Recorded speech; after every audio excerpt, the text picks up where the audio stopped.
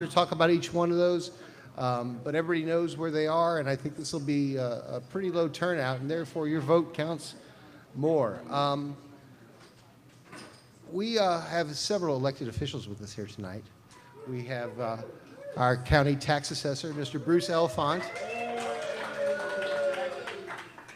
We have city councilwoman Leslie Poole. We have our district clerk with us, Velva Price. We have on the eve of his birthday, Judge John Lipscomb from County Court 3. And I think that is all the elected officials, other than Mark McCullough is here. Yes. So, as I said, we're in the midst of early voting and final voting. I guess there's only 1 week of early voting on a runoff, and so the vote is Tuesday, May 22nd. There's no early voting during the weekend. So the weekend's cut out. It's 8 to 8, and then you're going to have to get in the lines on Tuesday. No voting this weekend. I saw that. It was 8 to 8, Monday through Friday. They've got minimal, limited places as well. On May 20th, we've got the TDCP Ice Cream Social. This is formerly Bruce Elfont's Ice Cream Social. And I'm glad to see that the Democratic Party is carrying on the tradition.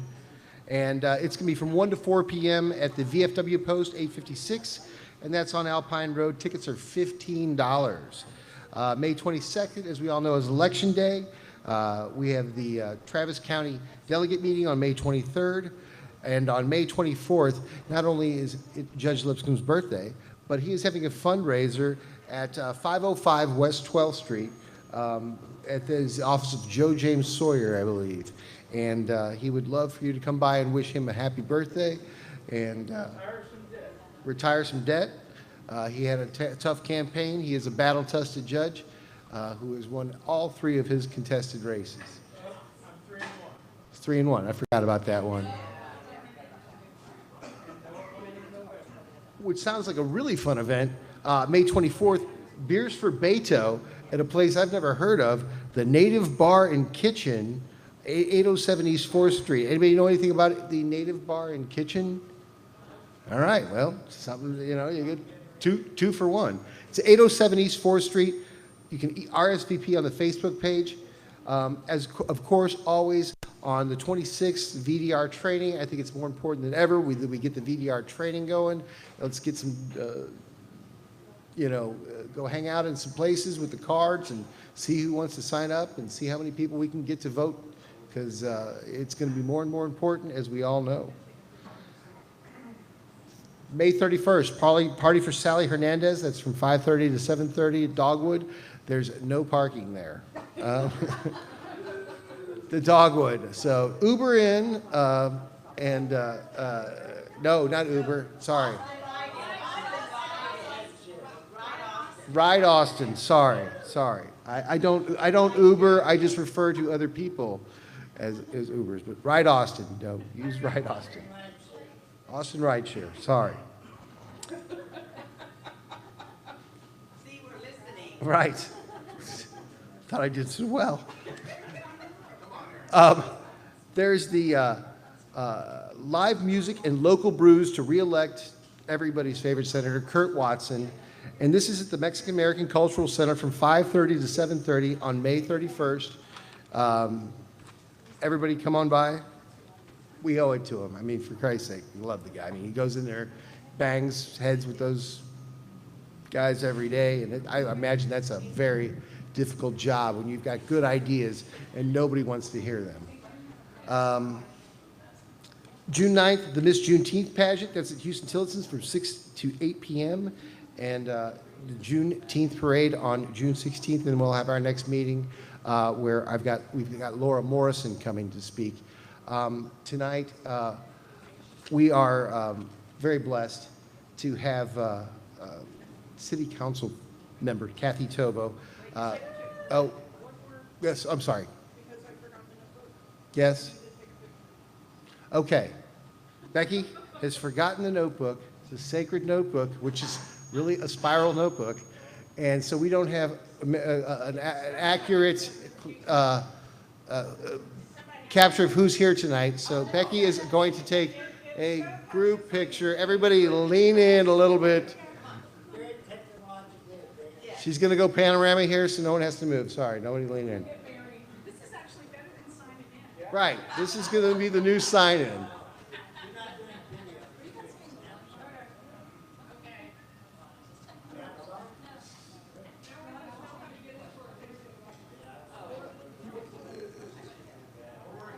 All right, well, thank you very much. Tonight, I am pleasured to have Kathie Tovo. Kathie Tovo is the District 9 representative. She is the only person who is on the old city council and is now elected to the first geographically elected city council. So her experience in the transition, I imagine, was vital and very, very, very important to how smoothly it seemed to go. She is a former teacher of writing and interdisciplinary studies at the college level. She worked at Humanities Texas, which was rooted in academic excellence. She has a PhD from the University of Texas at Austin and a BA from the UNC at Chapel Hill. Her list of achievements throughout the city is very long. Bolden Creek Neighborhood Association, I believe she comes fighting out of. And she was the vice president of the Austin Neighborhood Council. She's on the Planning Commission now, the Create Austin Task Force, Family and Children's Task Force, AISD Committee on Neighborhoods, and like 10 other things. So let's hear it for Mayor Pro Tem. That's right here. I skipped over that, Mayor Pro Tem. I appreciate it. Thank you. Well, thanks very much. It's really an honor to be able to be asked to come talk to you a little bit about what's going on at City Council. As you know, because you guys watch and participate and come down and talk, there's always lots going on at City Hall. And so, you know, there are a lot of things in the news that are being talked about, Code Next and sick leave and lots of other things. I'm not going to talk about any of those things. But I'm happy to answer questions. So what I thought I'd talk about are kind of three areas that I think we've made some really great strides in the last couple of years as a council, and then just open it up for question and answers and go from there. So the three areas I really wanted to talk about were homelessness, housing, and hotel occupancy taxes, because we have really made some good strides on all three fronts in the last couple of years. But probably about 4 years ago, right after the transition, we had just become a district-based system, and I was the representative of District 9. And you know, because that includes downtown, I suddenly started receiving all of the calls from downtown businesses, downtown residents, social service providers, about what was perceived as an increasing number of individuals experiencing homelessness. And so, you know, that was really the beginning of the partnership that my office has with the Ending Community Homelessness Organization. And one of the very early meetings that we had with that group, Ann Howard, the executive director, set up a meeting with former mayor of Atlanta, Shirley Franklin. And she and I and Councilmember Houston sat down, and Atlanta had really achieved some great success with regard to housing individuals who are experiencing homelessness. And when we talked to former Mayor Franklin about how they had done that, she said, you know, one of the things that was so critical in their efforts was, one, to make it a community-wide effort to end homelessness, but two, to make sure that there were elected leaders who made it a focus of every conversation. And she said that was the role she took on, that in almost, if she got invited to speak, she would talk about homelessness. If she were invited to speak about mobility, she would bring it around to homelessness. And every talk she gave became about, you know, the community's need to do something to end homelessness. So that's really, you know, I take that responsibility very seriously. And I think we have a tremendous need in this community. We have, unfortunately, an increasing number. We've had some great initiatives over the last couple of years. The veterans, the effort led by the mayor's office to end veteran homelessness, along with ECHO and a lot of private partners. There have been some other very successful efforts. and we are still experiencing an increase. This year's point-in-time data, which is the night, how many of you have participated in that? Good, a couple of you. So that's the night every January where volunteers, 600, I think, somewhere between 500 and 600, go out to the streets of Austin beginning at around 2 in the morning and interact with, interview, and count the numbers of individuals who are sleeping unsheltered on our streets. And I've participated the last 3 or so years, and it is an amazing and, let me say, life-changing and very powerful experience. It's hard to leave that and not think, man, I got to do whatever I can to try to end homelessness and to get everybody I know to do the same. But this year's point-in-time data showed that our city has experienced about a 5% increase. And those are across lots of different council districts, but 40% of those who are sleeping unsheltered, who are on the streets, sleeping in the alleys, sleeping in the businesses downtown are within District 9. So that is, one of the main focal areas of my work on council, because it needs to be. But it is an effort that I'm really so proud that our council has identified as a priority. In the last couple of years, we have been talking about different initiatives a lot regarding ending homelessness, and we have committed more funding toward it. And this year, when we did our strategic priority setting, we ranked it as number 2, the number 2 area that we want to see progress on. Number 1 is housing. And so, and I also want to just say something about some of the initiatives I'm going to talk about. Most of these are things that I've brought successful resolutions to the council to do. But as all of you know, the work of the council happens collectively. And so I would say on almost every one of the things I'm going to talk about, my colleague Councilmember Poole was a co-sponsor and a strong advocate too. So this is work that we're all doing together. But in last year's, we have a couple really successful, what I think are going to be successful initiatives with regard to homelessness. The first is that in last year's budget, we were able to increase our funding by $2 million, which was no small feat. There's never very much where we spend days and hours talking about how we're going to spend, $5 million. And we spent a good deal of that this year on increasing our funding for homelessness. And so I think that is a sign of how committed this council is to ending homelessness in this community. We also, as part of that, set aside $1.2 million of that for something called a Pay for Success initiative. And this is really exciting, and I hope it gets done. It has not been without its challenges. It is something that other cities and other states have done, where private investors will front the capital for some kind of project that they believe will result in enough return on investment for them to invest in. And they do it in partnership with a public entity. So they are in the middle of such a project in Denver. We've been talking about it in this community for, 5 or 6 years. And we finally, in last year's budget, about a year ago, we passed the resolution to direct our city staff to work on it. And in last year's budget, not easily, but we eventually got to a yes on setting aside the first of the 5-year commitment, the $1.2 million we would need to begin that partnership. And we have some other partners that are going to participate in it, we think, the county, Central Health, and there are funders that are interested in investing in it. And it will be to house about 150 individuals in permanent supportive housing. And so the idea is if you take the most vulnerable individuals in our community, individuals who are experiencing homelessness, who have had high interactions with the criminal justice system, who have lots of emergency room visits, and you house them and you provide the services they need to be successful in that housing, that there will be an overall savings to the system in terms of the reduced emergency room visits, the reduced healthcare costs, the reduced criminal justice costs. So it's a great way to say, this is not just the right thing to do morally and ethically, because we don't want our neighbors sleeping on the streets, but it's also, it will benefit our community, I believe, and those other entities financially. So we are working our way through that process. I should say, if you have questions, just chime in, too. So that's something that's in progress. We're making our way through the legal part of that, which has, again, not been easy, but I think we're going to get there. The Arch downtown has been a source of some concern. It is operating well beyond its capacity. We have a large number of people outside the Arch.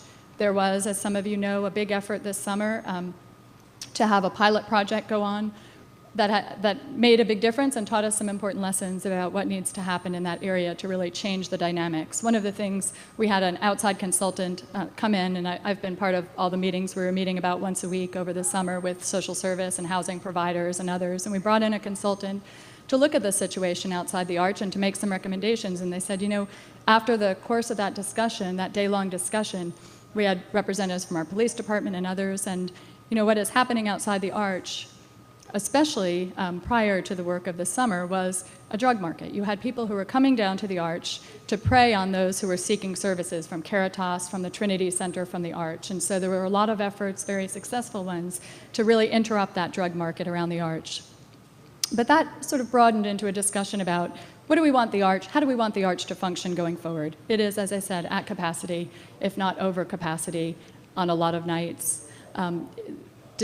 Best practices about how you serve individuals who are experiencing homelessness have changed, and so we're in the process of doing an RFP for a new provider at that location. So it was a good time to kind of reimagine what we want to do at the Arch, and so a lot of stakeholders have been participating in those conversations, talking about everything from how the space could be reconfigured to provide some more opportunities for people to be, if not inside the Arch, in that area that is now parking. Can you create kind of a courtyard for people who don't necessarily want to come into the Arch building, but who would be much more comfortable in a courtyard rather than standing outside in the blazing sun on the sidewalk right outside the doors? So everything from that kind of a question to, hey, should we rethink having metal detectors as the first thing you see when you go through those doors? You know, what kind of expectation, how does that change our interactions with those who are coming to seek services? Should we shift to an in-house security system? So all operations at the Arch are really being re-envisioned and are now in the process of looking for, as they put out that RFP for a provider, those providers are being asked to say, how would you do this different? How would you do this a little differently? And how can it help us better serve those individuals who are in need of the services at the Arch? One thing that's really clear is that we need more emergency shelter beds. And that is a complicated question, because there's a growing trend to think about, or I should say a lot of those who are in this field are saying, you know, you invest in temporary shelter at the cost sometimes of investing in permanent housing. And what's really necessary to take people out of homelessness is that investment in permanent housing. But we're at a point right now where we have just a need for emergency shelter as well. And so those are conversations that are going to continue, but I wanted you to be aware of them because they will also play into our conversations about bond funding. And I expect and hope that we will have a great bond package to put before the voters in November, and that a significant portion of that will be allocated for affordable housing. And we'll need to think about how we invest in some of these needs. And very exciting, we passed the first ever action plan to end homelessness a few meetings ago, maybe 2 meetings ago. This was something that the Ending Community Homelessness Organization did. They facilitated conversations among all the different housing providers to say, you know, how do we do this? How do we get to functional zero in our community for individuals from families with children who are experiencing homelessness to chronically homeless to others who might need rapid rehousing. They've suddenly been evicted and if you can get them into housing quickly, they can become stabilized very easily. And so, you know, sometimes we talk about the homeless in a very generalized term, but they are, you know, that group of individuals who need housing are extremely diverse and their needs are very diverse, and we need to invest in different kinds of interventions and services depending on what those individuals are experiencing. The other change that I've seen in the last couple of years around this issue is not just a real increased collaboration among the different organizations working to end homelessness, but more integration of those with lived experience. And there's now a task force that is informing this work that's made up entirely of individuals with lived experience. At some of the meetings I mentioned where we were meeting every week to talk about the summer pilot last summer around the Arch, there were individuals who were informing that work who had previously experienced homelessness, and I think that's really helping change the conversation in very positive and productive ways. I've lost track of where I am with my time. Do we still have a few? Okay. So housing, generally, and this certainly relates to the bigger elephant in the room of Code Next. So I represent District 9. A lot of you live in District 9, so I probably don't need to talk to you about the boundaries, but it includes downtown. It includes the neighborhoods immediately south of downtown, Travis Heights and Bolden Creek. It runs on up to 51st Street and picks up Ridgetop and goes east to Miller and all the neighborhoods in between, Delwood, 2, Cherrywood, Hyde Park, Hancock, lots and lots of neighborhoods, all of which are, they're collectively pretty diverse.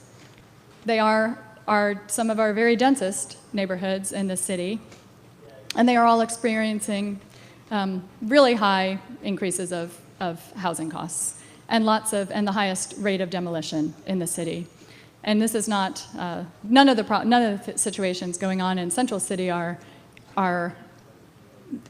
certainly you see those things happening across the city, without a doubt. But some of the things that I've been trying to push on that I think could be very productive are thinking about ways that we preserve housing. And our affordable housing advocates have said this for years, to really work that the city should be doing more to work on affordable housing preservation. We've had task forces, they've issued good recommendations. My office has been going back and kind of reviving some of those recommendations because they're really important ones. I think one way that we can really really work to preserve more housing is to look at how we handle demolitions. In my opinion, we currently make demolitions kind of the easiest, cheapest option for developers. And I've seen it anecdotally in every neighborhood I've lived in, from Bolden Creek to the university area to the neighborhood I live in now, which is right over here in Heritage neighborhood. One after another, just in the last couple years, for example, a house that was a couple doors down was sold, ended up selling for about $300,000, maybe a little less. It had had long-term renters in it for many years. Those renters were displaced. That house was scraped, and we just got a mailer at our door noting that the new construction that was resulting was about $1.3 million. 1.3, just in the matter of a couple years. I see Betsy Greenberg came in. I think she went and actually fought against the demolition of that house at the Historic Landmark Commission because it was a 1930s house, very unusual, stucco front with weird little flourishes. It was a really, really cool house. So I think some of the provisions, some of the steps we're urging our staff to take with regard to adding lead abatement requirements, asbestos requirements, increased notification requirements would better help us capture some of the costs of these demolitions. Because among other things, our audit showed that we're not doing a good job of protecting the health and safety of those around us with this, what I would call really a trend toward increasing demolitions. There is definitely an affordability component, and I think it really eats at the fabric of our neighborhoods, the historic landscape of many of our older neighborhoods when we have one after another of these demolitions. And we do definitely see those more moderate, low income, more moderate income households being replaced by much wealthier ones when you see the transition of those what are in many cases small bungalows to much more costly housing. Another front that we're taking to try to address some of the housing market concerns and some of the increasing housing costs are tenant protections, and I'm really excited about some of the work that we're doing.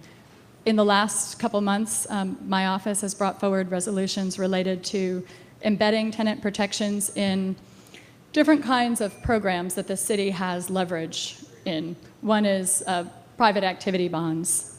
And this is really like inside baseball, kind of glaze over, boring stuff. But we are occasionally asked to support private activity bonds for a private entity that's constructing housing. Well, a few years ago, we were asked to take such a vote on an apartment complex, voted for it. Probably 6 to 8 months ago, I got a call from a friend to say, hey, I'm working. She is very involved in her child's elementary school, and said, some of the families in our school are going to be displaced because this property is redeveloping, and a lot of those families are being told they need to leave. Well, guess what? That was the same development that we had okayed the private activity bonds for, but we didn't have provisions in place to say, hey, if we support your request for private activity bonds, you need to have some tenant protection so those families are going to be housed on site. Now, it worked out okay. It was really complicated. It took a couple months. It actually wasn't in my district, so I teamed up with Councilmember Alter. It was in District 10. And we were able to talk with, eventually, the new owners, to say, what kinds of provisions can you make? It was complicated. Caritas had housed a lot of their families there. The new company thought some of those families did not meet their requirements in terms of the number of children, that they were exceeding it. Anyway, it was a dicey time for a lot of those families, and in the end, it worked out well. But I didn't want to see another one of those cases again. So we're slowly trying to embed some of those protections into some of the programs, again, where the city has leverage. Another important measure we took 2 meetings ago was to ask our city manager to identify some funding to help work with tenants who are facing eviction. And so that's something you all will have an opportunity to advocate for as we move into the budget. I'm hoping the city manager will identify the funds and it'll be easy, but if it's not, please watch that, because I think it could be very, very important. As we looked at other cities across the country, many of them are experiencing what we're seeing here. Lots of eviction rates, lots of families who are facing difficulties paying for housing in a rapidly escalating housing market. And so having that advocate to go and work with families who are facing eviction can make a big difference in terms of maybe negotiating arrangements with those landlords, or at least working with those tenants to make sure that that eviction doesn't have consequences going forward, because it can be devastating for a family who is evicted and really damage their chances of success in the future getting housing. And then I'll just fly through these. Multifamily tax exemption. This will be coming back to council soon. We initiated it. The city staff have been working with stakeholders, having some stakeholder meetings. Oh, thanks, Bridget. Commissioner Shea, thank you. Not just a great commissioner, but a good friend. Thank you.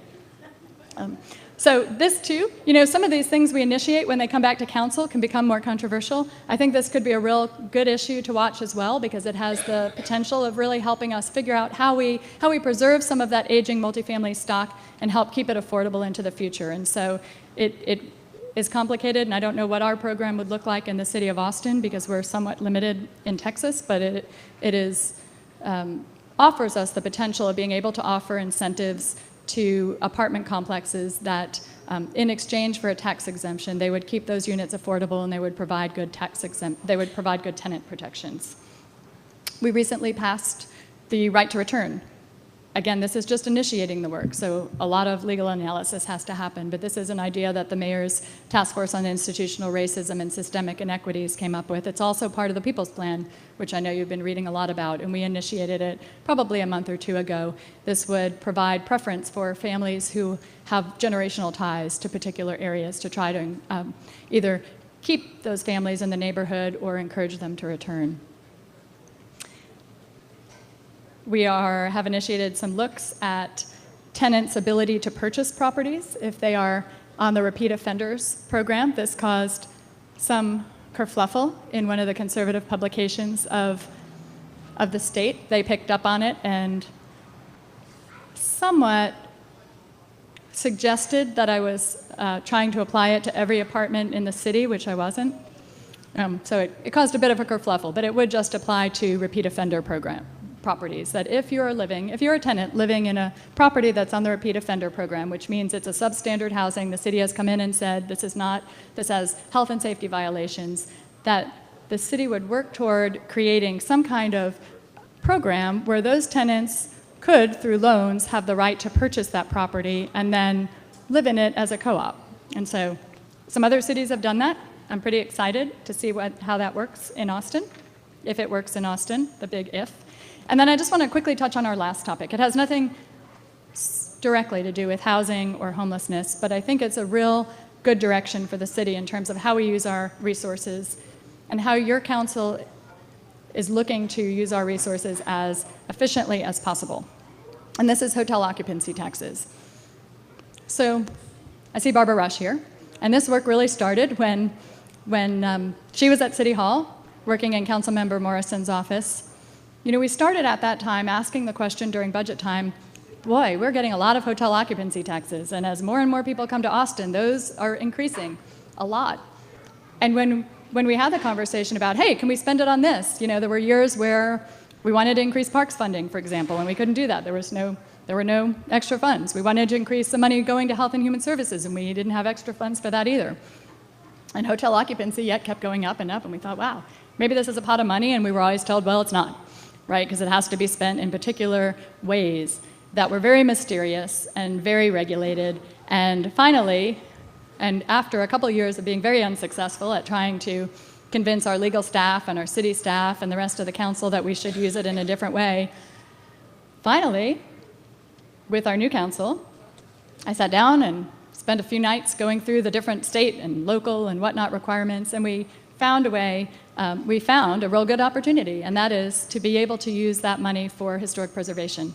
We have the ability to use 15% of our hotel occupancy taxes on historic preservation, and that year we took $1 million that would, the typical practice was that as those revenues increased, those increases would flow to the convention center and would flow to the Convention and Visitors Bureau.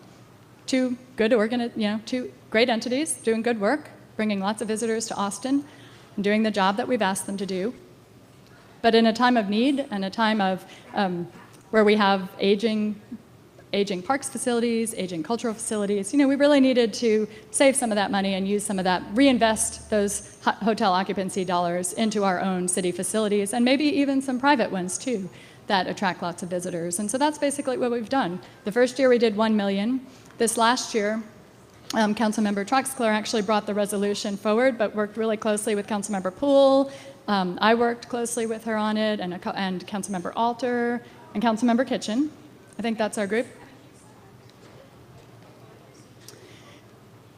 And we passed a resolution saying, going forward, we want all 15% for historic preservation. And so this is one of the eligible uses, and it has already helped fund improvements at Oakwood Cemetery, at the Elizabeth Ney Museum, at the O. Henry Museum, Zilker, some design at Zilker. There's a whole list of city facilities that it is being reinvested in. And I hope that as that really creeps up to 15%, we're not at 15% yet. This year was about 6.9 million. But as we get up to that 15%, we'll also see more opportunities to help to provide grants to some of the historic resources in our community that aren't necessarily city-owned, from Mexicarte to some others that have been mentioned. So I'm really excited about that opportunity. So I think I'll just close there and just see what you all want to talk about or what questions you have. And if they're hard ones, I'll direct them to Leslie Poole. Well, I have a list, but I just want to ask you, so I don't know what I was doing, I was perusing the website, which is, that is good and that is not good. But I noticed there was a way to send in comments to the city council through technology, so I don't have to go downtown and find parking, which drives me crazy. So can you talk about that a little bit? Yeah, thanks for the question. That's a great question. That's one of my four. So, yes, if you go to the City Council website, you can send automated email to your whole council at once or to individual council members. I would suggest that you send it directly to them. All of us have from that automated form a district9@austintexas.gov. The city format is mostly everybody's email address is their first name dot last name at austintexas.gov. And so that's an easier way to get into somebody's email box. So I would suggest if you're writing to the council, you send it to Kathie.Tovo@austintexas.gov because it comes right to me instead of landing in my District 9. I don't have a District 9 mailbox, but I know some of the districts have set up a District 9 mailbox or a District 3 mailbox. I don't know which ones have. I'm just saying. Some of them have. So if you really want to make it sure you're into their inbox, I would do it that. You have options. I thought there was also a way to do it from the library where they do computers where they have like a Skype ability where you can. I thought there was something else. That's what I wanted to talk about also. I don't know about the Skype ability. This is one of the questions I'm going to redirect. Part of our community engagement effort has been to open up all the libraries so that people go to the library and then Skype into a meeting and make comment. And so we did it on a few individual libraries that worked really well, and then we had to support the purchase of the equipment and get it into all of the libraries. There's 23 of them, and then train the staff. And I think we are rolling out now that it is in all of the libraries. So That is amazing. And this is for citizens communications, right? So we have a great thing. The city of, we talk a lot about the length of the council meetings. Part of why they're lengthy is that we allow far more public comment than do most city councils. And I think that's a great thing. As somebody who is often on the other side, at all hours of the night, urging the council to do various things, I like having lots of public comment. So you always have an opportunity to come down and register to speak on any of the items for which we're posted for action. And then there's a portion of our meeting at noon, and some of you know this, so apologies for hearing it again. But at noon, we have an opportunity for people to sign up to talk about things that aren't on the agenda. And so they might have an idea they want to bring to the council, or they might have a specific constituent issue for which they feel they haven't gotten sufficient redress. And so we usually have 30 minutes worth of individuals who have signed up for citizens communications. And so what Councilmember Poole was talking about is that we now have this ability for people to not have to come down to the city for citizens communications. They can participate from one of our public libraries and participate on Skype. Just a quick comment, any quick comment on the new courthouse? Heard through the southeast. Yeah, that was on my list, municipal courthouse status. Yes, so we just supported that last week. It is temporary while they're identifying, it'll be a lease while they're identifying a longer-term location. And this has been, as long as I've been on council, people have talked about the need for a new courthouse because we're... Near the airport, right? Southeast Austin. Yes. Yeah, I know exactly. Near Riverside. Yeah, right out near the food bank. That's a good way to locate it. Yes.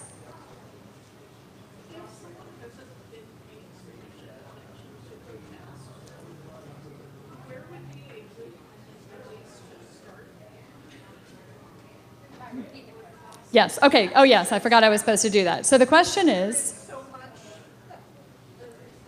I want to start somewhere that prices fall. Yes. So the question is, if for someone who is trying to become more familiar with Code Next, where should you start? That's an extremely challenging question because the sources, there are differing, pretty varied opinions on Code Next. The sources that I would use, is that right? No. Some of the sources that I find to be very good, and not everyone will agree, I find the work that Community Not Commodity is doing to be very good. They are Community Not Commodity. Now, I will say they are not supportive of Code Next, but some of their analysis, I think, is sound. There are other groups that are doing similar kinds of work papers. I think AIA Austin has done some too.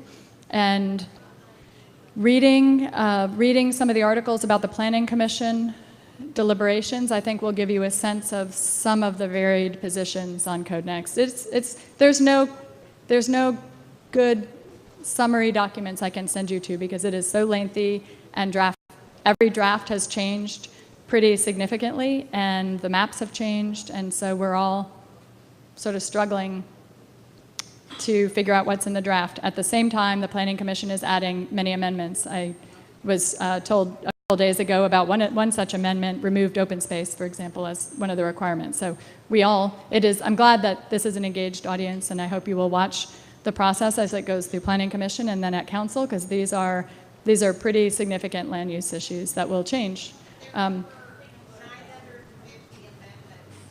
Yes, there are. Yes, and Donna Beth McCormick reminds me that the Charter Review Commission has sent us their recommendations or is in the process of getting those to us, and that will be another big conversation going on. Barbara. I'll stand up. So one of the things that was frustrating when I was at City Council with Lord Morrison was that they would send us new drafts of things without redline. And that, to me, has been one of the most frustrating things. They're sending out 1,500-page documents that is like draft 1, draft 2, draft 3, without any redline, which means you have to go through and read the 1,000 or 1,500, and that's not just for the constituents, but that's also for elected officials. Yeah. And, It's very challenging. I think there needs to be a push, and we finally, after like years of battling, the legal department got them to. Laura said, "I'm not even going to take it unless you read one." Like we would not work with the attorneys that wouldn't read it. So we wanted back everything read one, and it's pretty simple that they provide that, and frankly,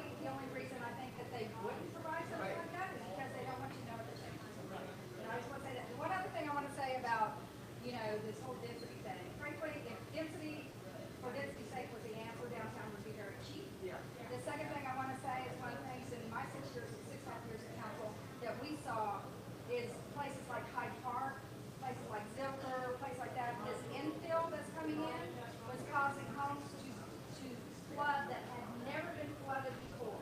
We saw homes that were flooding 2, 3, 4 times. And so there is a consequence when you pave over. Anyway, that's my 2 cents. Leslie, are there any other sources you would suggest to people who are trying to briefly get caught up? I mean, I think each of the council members probably, I mean, I've got some good folks who have been working on land use a long time who I'm in pretty constant communication with, but it's hard. As a member of the public, I would say it was really challenging, and as a council member with as much change as has happened in the drafts, it's really challenging. So Michael Galdini on my staff put together a website just for CodeNext, and it's d7atx.com. I can never remember its contour. And then if you just put in CodeNext, you will get a primer, how to work through it, what the terms mean, what are the main issues, what is compatibility, how do changes to that affect your neighborhood, that sort of thing. He's put together links to everything. It's like a compendium of anything and everything projects, and it's all really attainable. And so we've been spending a lot of time on it, working with District 7 and also folks who need help in other districts. So we'll see what happens in June. I do want to say there is one thing I want to, can I just add? There were a couple things that happened that were deeply concerning to me and to anybody who cares about, how many people here care about their parks and their trails and their open space? I mean, it's not a really hard question, right?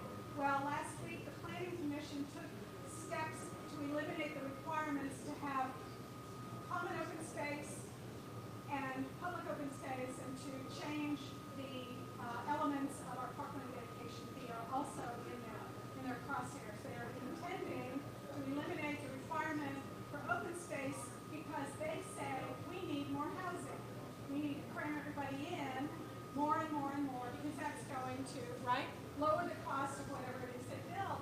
And that is just so contrary to even an elementary reading of economics that those of you who see it on your street know that isn't like somebody said, if it were cheaper to be denser, downtown would be the cheapest neighborhood in the city. And so that just isn't the case. So just know that these steps are afoot. My guess is the council will not, in fact, adopt those recommendations by the planning commission. So it just makes them look marginalized. But they will be fighting really hard for that. And I want you guys to know that the parkland is possibly going to be the pocket park in your neighborhood wouldn't be even a glimmer in developers' eye, because the city would not hold their feet to the fire, require them to make room for some open space if these changes to the land development code are adopted. Well, it makes me- Sharon. I mean, that's part of your problem with having developers on our planning commission. You don't know my personal opinion, you say. And then that's all I'm saying. The city council is in violation of the charter and has been for years. I have carried that argument to the mayor and to our law department, and have been with us. And you saw a vote last week where 4 of us said that we were in violation, and 6, there were only 10 of us there. Said no. I'm going to call on Sharon Brown because she had her hand up. Yeah, I just wondered, because we all know that the bottom line is we're all victims of easy rules, some of which also really are actually against them, and successful, and so many more that are there, that help the developers, realtors, local, foreign money, everything, it's just too easy for them. And I'm thinking of one way that is also going on, and it's while council is meeting, and it just really bothers me. Is there any chance we could get council during the meeting turn off their cell phones, put them on the corner, somebody will talk to them? Wow, I don't think I've ever heard anybody suggest that idea. But you know who's calling. Well, I don't know. I just don't know how that's. I think that, I think I think the way I'll respond is just to say, one of the reasons, and this is relevant, I think, to last week's meeting and kerfluffle. I mean, one of the reasons I ran for council is that I felt like the decisions that were being made with regard to zoning were not holding developers accountable for participating in some of the community benefits that we need to, like affordable housing, that we just saw zoning case after zoning case go through without requiring substantial affordable housing